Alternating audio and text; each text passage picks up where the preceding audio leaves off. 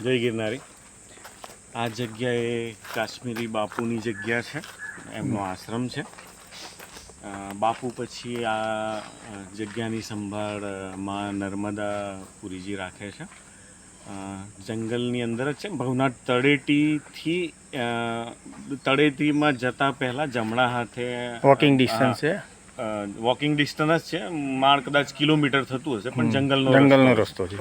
પણ ઘણી જ અદ્ભુત જગ્યા છે ને. 6 વાગ્યા પછી આવવાની મનાઈ છે.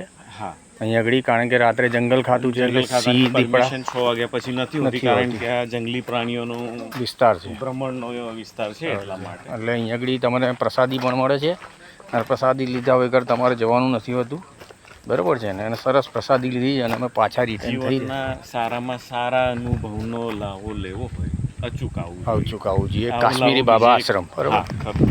શબ્દોમાં. અને કાશ્મીર બાબા ક્યાંથી આવ્યા હતા એનું? એ કાશ્મીરથી આવ્યા કહેવાય છે, એટલે જ કદાચ એમનું નામ કાશ્મીરી બાબા છે.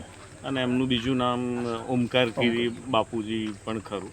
પણ એમને લોકો કાશ્મીરી બાપુના નામથી જ ઓળખે છે. ઓકે. અને એમના ઘણા પરચા છે. આપણા પહેલાં એ હતા, એટલે આપણે તો એમના દર્શન નથી કરી શક્યા, પણ એમની જગ્યામાં એમનો પ્રભાવ છે. અને એ પ્રભાવનો જો તમારે અનુભવ કરવો હોય, જરૂર આવું, તમારે અચૂક આવવું જોઈએ.